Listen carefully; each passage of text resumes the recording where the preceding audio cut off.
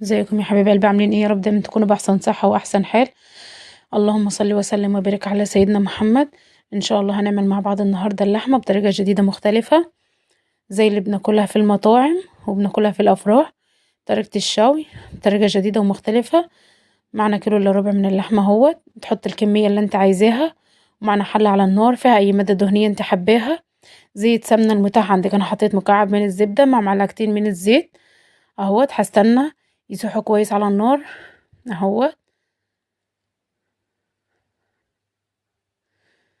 المتاح عندك اي مادة دهنية بتحطيها، زيت سمنة اللي موجود عندك بتحطيه هنا اهو. بعد ما نقدحوا مع بعض اهو كويس اهوت، هننزل باللحمة بتاعتنا.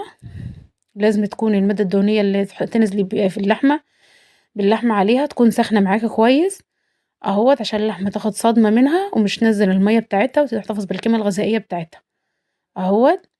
هننزل باللحمة بتاعتنا اهوت اهو زي ما احنا شايفين.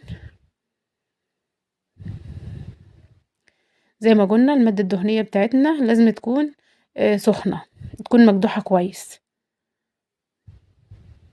اهو. هنبدأ نقلب فيها لغاية لما تتشمع كويس وتتحمر كويس معانا اهوت.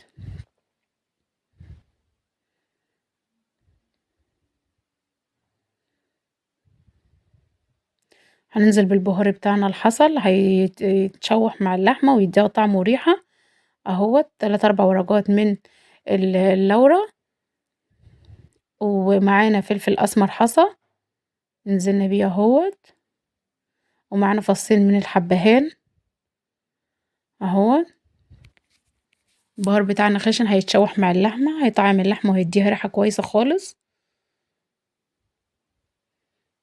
هنقلب اللحمة على الناحيتين بحيث ان هي تتشمع معنا كويس اهو. تكون على نار عالية عشان المية، عشان اللحمة مش هتنزل المية بتاعتها وتفقد القيمة الغذائية بتاعتها. كده لما تكون المادة الدهنية معاكي سخنة بتيجي في الأنسجة بتاعت اللحمة، مش بتخليها تنزل المية بتاعتها اهوت. كده اللحمة بتاعنا اهي اتشوحت كويس اهيت. هننزل بمية مغلية على اللحمة بتاعتنا اهيت. كمية الشوربة دي انت بتحدديها، فلو انت محتاجة شوربة كتير فبتزوديها شوية عن كده اهيت. انا حسيت ان انا محتاجة شوربة فزودتها شوية اهوت. دي اللحمة بتاعتنا اهوت. هننزل بالحدق بتاعنا اهوت، معلقة من الكمون ومع رشة من السبع بهارات ومعلقة من الملح اهوت. احنا كده كده حاطين البهار بتاعنا حصى برضو مع اللحمة.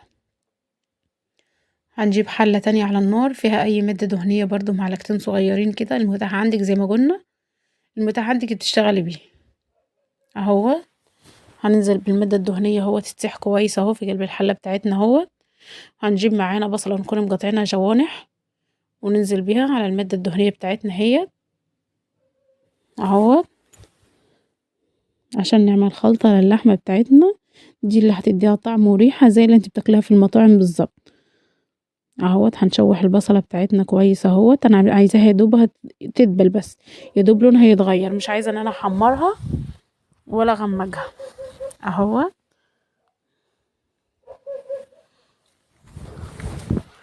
اهي. البصلة بتاعتنا ابتدت تتشوح اهيت. هننزل بقرنين من الفلفل مقطعهم برضو مكعبات اهوت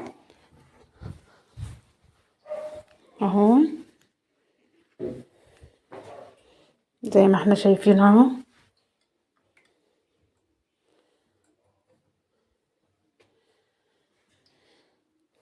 انا عايزاهم يدوب يتبالوا مع بعض اهوت.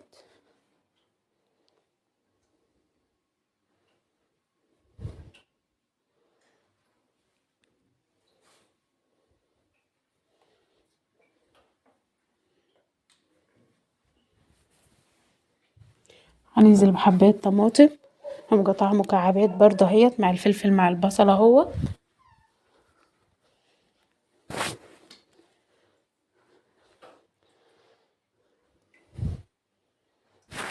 طبعا احنا محدقين اللحمة فلازم نحدق الخضار بتاعنا الخلطة بتاعتنا عشان يبقى كله متحدق مع بعضه برشة صغيرة. هننزل الاول بجزرية مبشورة اهوت عشان تتشوح مع الخضار بتاعنا اهوت. اهو يا حبايبي، لو حابه ان انت مش هتحطي الجزره ديت مش هتحطيها، حابه ان انت تضيفيها بتضيفيها، هي بتضيف قيمه غذائيه وبتضيف طعم سكر للحمه وللخلطه. اهو هيتشوحوا مع بعض تشويحتين.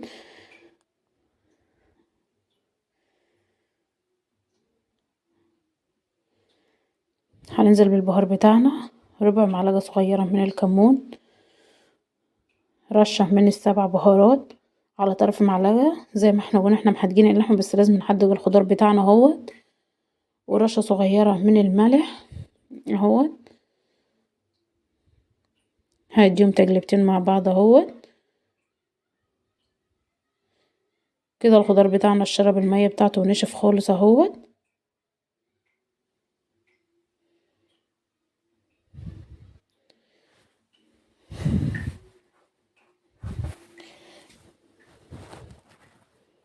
هننزل عليه بكبشة واحدة بس من الشوربة اهيت عشان تسوي الخضار بتاعنا في قلب بعض اهو. انا عايزاه يكون دبلان خالص اهو يا حبايب قلبي.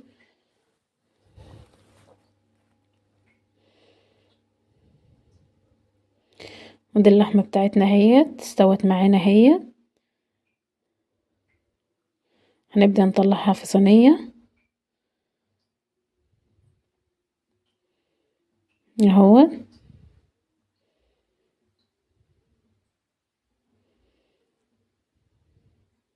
مش مشكلة اما يطلع معها البهار اللي هو الخشن اللي احنا حطيناه، يعني ورق اللورا اللي يطلع، فلفل اسمر، اي حاجة مش مشكلة، ده بيديها ريحة برضو وطعم.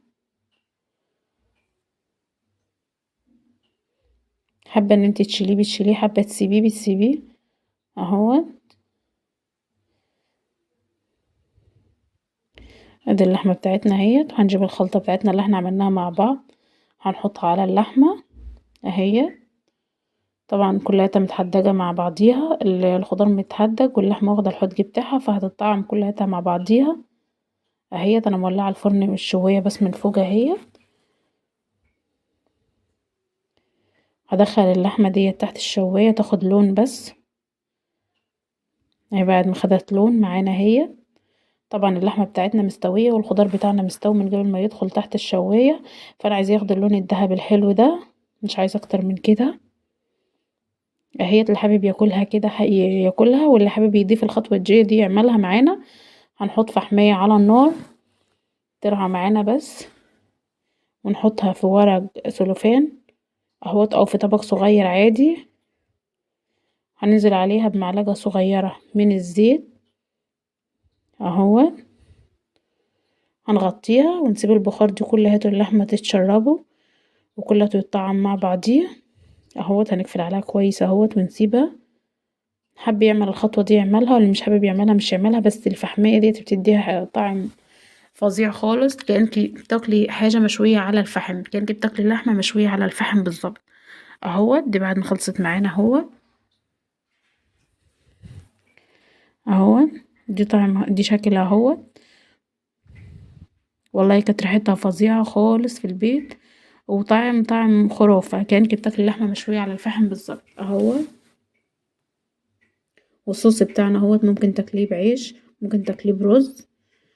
اتمنى ان شاء الله تجربوها، واتمنى ان شاء الله تعجبكم وتنال رضاكم، واتمنى ان شاء الله اعمل لايك للفيديو، واتمنى الاشتراك في القناة.